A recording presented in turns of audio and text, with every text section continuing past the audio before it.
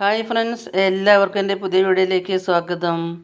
എല്ലാവരും സുഖം തന്നെയെന്ന് വിചാരിക്കുന്നു. ഞാനിവിടെ സുഖം തന്നെ കേട്ടോ. ഇന്ന് ഹെൽത്തി ആയിട്ടുള്ള ഒരു ലഞ്ചാണ് കേട്ടോ ഉണ്ടാക്കിയിരിക്കുന്നത്. സാധാരണ സിമ്പിളായിട്ട് പെട്ടെന്ന് ഉണ്ടാക്കാൻ പറ്റിയതും നല്ല ടേസ്റ്റി ആയതും ആയ ഒരു സിമ്പിൾ ലഞ്ചാണ് കേട്ടോ.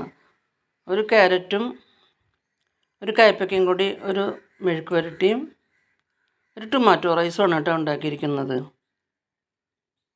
എല്ലാം നല്ല ഹെൽത്തി ആയിട്ടുള്ളത് തന്നെയാണ്. പെട്ടെന്ന് നമുക്ക് ഉണ്ടാക്കുകയും ചെയ്യാം, നല്ല ടേസ്റ്റിയാണ്. അപ്പോൾ എങ്ങനെയാണ് ഇതുണ്ടാക്കി നമുക്ക് നോക്കാം. വീഡിയോയിലേക്ക് പോകാം കേട്ടോ. അപ്പോൾ വീഡിയോയിലേക്ക് പോകുന്നതിന് മുമ്പ് എൻ്റെ ചാനൽ ആദ്യമായിട്ട് കാണുന്നവരാണെങ്കിൽ സബ്സ്ക്രൈബ് ചെയ്ത് സപ്പോർട്ട് ചെയ്യാൻ മറക്കരുത് കേട്ടോ. അപ്പോൾ നമുക്ക് എങ്ങനെയാണെന്ന് വീഡിയോയിലേക്ക് പോകാം. അതിനുവേണ്ടി ഞാനൊരു ക്യാരറ്റും ഒരു കയ്പ്പയ്ക്കും നല്ലപോലെ കഴുകി വൃത്തിയാക്കി ചെറുതായിട്ട് ഞാനിങ്ങനെ അരിഞ്ഞുകൊണ്ടിരിക്കുകയാണ് കേട്ടോ. അതിലേക്കൊരു സവോളയും കൂടി ചേർക്കുന്നുണ്ട്. ഒരു സവോളയും ചെറുതായിട്ട് ഇങ്ങനെ കട്ട് ചെയ്തു കേട്ടോ. അപ്പോൾ അതെല്ലാം ഞാനൊരു ഫ്രൈ പാനിലേക്ക് ഇട്ട് കൊടുക്കുകയാണ് കേട്ടോ. നമ്മൾ അരിഞ്ഞു വെച്ച സവോളയും അങ്ങനെ സവോള ആദ്യമായിട്ട് ഇങ്ങനെ മൂപ്പിക്കണമെന്നില്ല, എല്ലാം കൂടി ഒന്നിച്ചൊറ്റ മൂപ്പിക്കലാണ്. അപ്പോൾ സവോളയും ക്യാരറ്റ് അരിഞ്ഞതും കയ്പ്പയ്ക്ക അരിഞ്ഞതും എല്ലാം ഞാൻ ആ ഫ്രൈ പാനിലേക്ക് എല്ലാം ചേർത്ത് കൊടുത്തു. അതിനുശേഷം അതിലേക്ക് ആവശ്യത്തിന് ഉള്ള ഉപ്പ്, 1 ടീസ്പൂൺ മുളക് പൊടി, ഒരു 1/4 ടീസ്പൂൺ മഞ്ഞൾപ്പൊടി, ആവശ്യത്തിന് ഓയിലും കൂടി ഒഴിച്ചു കൊടുത്തു കേട്ടോ. വെളിച്ചെണ്ണയും കൂടി ഒഴിച്ചു കൊടുത്തു. ഇതെല്ലാം നല്ലപോലെ ഒന്ന് മിക്സ് ചെയ്തു കേട്ടോ. ഇതാ എല്ലാം നല്ലപോലെ ഒന്ന് മിക്സ് ചെയ്തു.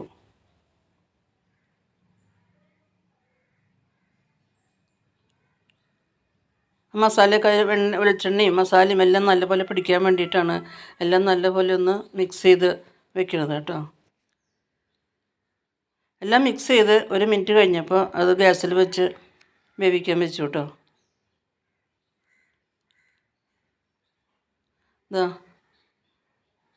നല്ലപോലെ ഇളക്കിക്കൊണ്ടിരിക്കുകയാണ് കേട്ടോ. നല്ലപോലെ ചൂടായി. അപ്പോൾ സവോള മൂക്കണമാതിരി തന്നെ എന്താ പറയുക, ക്യാരറ്റും കയ്പ്പയ്ക്കും ഇങ്ങനെ മൂപ്പിച്ചുകൊണ്ടിരിക്കുകയാണ് കേട്ടോ. എല്ലാം ഒന്നിച്ചാണ് മൂപ്പിക്കണേ. ഇങ്ങനെ ഉണ്ടാക്കി കഴിഞ്ഞാൽ നല്ലൊരു ടേസ്റ്റിയാണ് കേട്ടോ. അപ്പോൾ ആദ്യം സവോള മൂപ്പിക്കാനൊന്നും നിൽക്കണ്ട, എല്ലാം കൂടി ഒന്നിച്ച് മൂപ്പിച്ചാൽ മതി. അപ്പോൾ മസാല ഇട്ടക്കണ മസാല ഉണ്ടല്ലോ, മുളക് പൊടിയും മഞ്ഞൾപ്പൊടിയും, അപ്പോൾ എല്ലാം നല്ലപോലെ ഒന്ന് പച്ചമുളകൊക്കെ മാറി എല്ലാം നല്ലപോലെ ഫ്രൈ ആയിട്ട് കിട്ടും കേട്ടോ. ഇങ്ങനെ ഉണ്ടാക്കുന്ന മെഴുക്കുവരട്ടിക്ക് ഒരു പ്രത്യേക ടേസ്റ്റ് തന്നെയാണ്. നല്ല ടേസ്റ്റ് തന്നെയാണ് കേട്ടോ ഈ മെഴുക്കുവരട്ടിക്ക്. അപ്പോൾ ഇങ്ങനെ നിങ്ങൾ ഉണ്ടാക്കി നോക്കിക്കോളൂ. അത് കഴിഞ്ഞിട്ട് ഒരു തക്കാളി, ഒരു ടൊമാറ്റോ റൈസാണ് കേട്ടോ ഉണ്ടാക്കുന്നത്. അതും പെട്ടെന്ന് ഉണ്ടാക്കാൻ പറ്റിയ ഒരു റൈസ് തന്നെയാണ്. അതിനുവേണ്ടി ഒരു പാൻ അടുപ്പത്ത് വെച്ചു. അതിലേക്ക് ചൂടായപ്പോൾ അതിലേക്ക് 1 ടീസ്പൂൺ നെയ്യ് ഒഴിച്ചു കൊടുത്തു. 1 ടീസ്പൂണ് ഓയിലും കൂടി ഒഴിച്ചു കൊടുത്തു, വെജിറ്റബിൾ ഓയിലും കൂടി ഒഴിച്ചു കൊടുത്തു കേട്ടോ. അത് ചൂടായപ്പോൾ ചൂടായി വന്നപ്പോൾ അതിലേക്ക് കുറച്ച് കാഷ്നട്ടൊന്ന് വറുത്തെടുക്കുന്നുണ്ട് കേട്ടോ. 5-6 കാഷ്നട്ടൊന്ന് വറുത്ത് ഫ്രൈ ആയിട്ട് എടുക്കുന്നുണ്ട്. അതിങ്ങനെ വറുത്തത് അങ്ങോട്ട് മാറ്റി കേട്ടോ.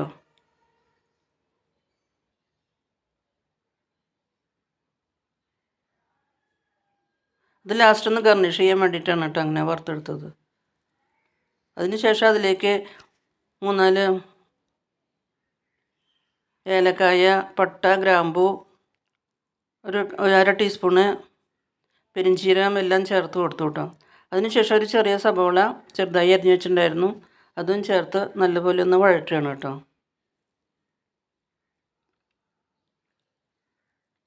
ഇങ്ങനെ വഴറ്റുമ്പോൾ പട്ട, ഗ്രാമ്പു, ഏലക്കായയുടെ നല്ലൊരു ഫ്ലേവർ അതിലേക്ക് കിട്ടും കേട്ടോ. അപ്പോൾ എല്ലാം നല്ലപോലെ ഒന്ന് വഴറ്റിയെടുക്കുന്നുണ്ട്.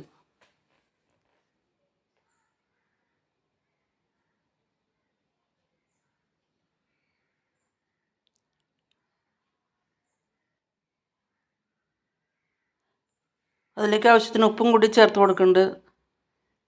ഒരു 1/4 ടീസ്പൂൺ മഞ്ഞൾപ്പൊടി ചേർത്ത് വീണ്ടും നല്ലപോലെ ഒന്ന് ഇളക്കി മൂപ്പിക്കുന്നുണ്ട് കേട്ടോ.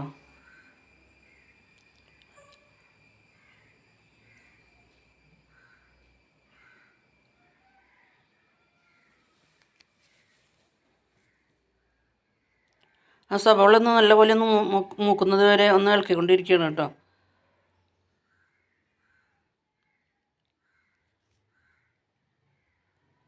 അതിനുശേഷം അതിലേക്ക് ഒരു ടീസ്പൂൺ മുളക് പൊടിയും കൂടിയും ചേർത്ത് കൊടുത്തു. സാധാരണ മുളക് പൊടി, കാശ്മീരി മുളക് പൊടിയൊന്നല്ല, സാധാരണ നമ്മൾ വീട്ടിൽ ഉണക്കി പൊടിപ്പിച്ച മുളക് പൊടിയാണ്. അതൊരു ടീസ്പൂൺ ചേർത്ത് വീണ്ടും പച്ചമണം മാറുന്നത് വരെ ഒന്ന് ജസ്റ്റ് ഒന്ന് ഇളക്കിയിട്ടോ. അതിനുശേഷം അതിലേക്ക് ഒരു തക്കാളി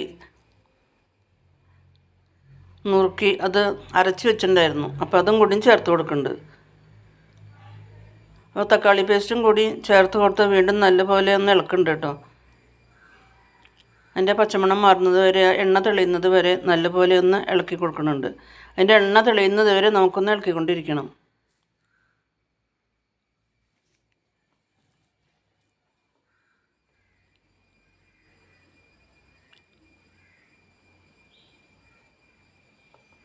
ഒരു ടീസ്പൂൺ ഇഞ്ചിയും വെളുത്തുള്ളിയും പേസ്റ്റ് ഞാൻ ചതച്ച് വെച്ചിട്ടുണ്ടായിരുന്നു. അത് നേരത്തെ ഇടേണ്ടതായിരുന്നു, അത് മറന്നു പോയി കേട്ടോ. അതിപ്പോഴാണ് ഇട്ട് കൊടുത്തത്. ഇപ്പോൾ തന്നെ കണ്ടത് നന്നായി. ഇഞ്ചിയും വെളുത്തുള്ളിയും ചതച്ച് വെച്ചതാണ്, അതും കൂടിയും ചേർത്ത് കൊടുത്തു. അതും ചേർത്ത് വീണ്ടും നല്ലപോലെ ഒന്ന് മുപ്പിച്ചെടുക്കുന്നുണ്ട്. എല്ലാം നല്ലപോലെ ഒന്ന് വഴണ്ടു വന്നു കേട്ടോ. എണ്ണയൊക്കെ തെളിയാൻ തുടങ്ങിയിട്ടുണ്ട്.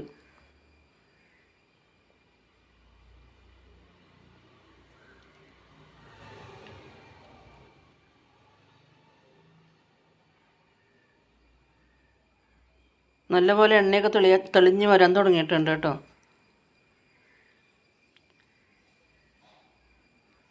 കുറച്ച് ബാസ്മതി റൈസ് ഞാൻ വേവിച്ച് വെച്ചിട്ടുണ്ടായിരുന്നു കേട്ടോ. ഒരു 75% വേവിച്ച് ഞാൻ വെച്ചിട്ടുണ്ടായിരുന്നു ചോറ്. ബാസ്മതി ബിരിയാണി റൈസാണ്. അപ്പോൾ അത് വേവിച്ച് വെച്ച ചോറും കൂടിയും ചേർത്ത് കൊടുത്ത് കുറേശ്ശെ ചോറ് ഇട്ട് കൊടുത്ത് നല്ലപോലെ ഒന്ന് ഇളക്കി എടുക്കുന്നുണ്ട് കേട്ടോ. എല്ലാം കൂടി ഇളക്കി നല്ലപോലെ ഒന്ന് യോജിപ്പിച്ചെടുക്കുന്നുണ്ട്. കുറേശ്ശെ ഇട്ടിട്ടാണ് ഇളക്കി ഇങ്ങനെ യോജിപ്പിക്കുന്നത്.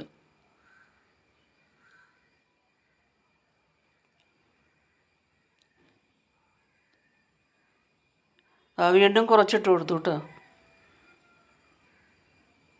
വീണ്ടും നല്ലപോലെ ഒന്ന് ഇളക്കി യോജിപ്പിച്ചു.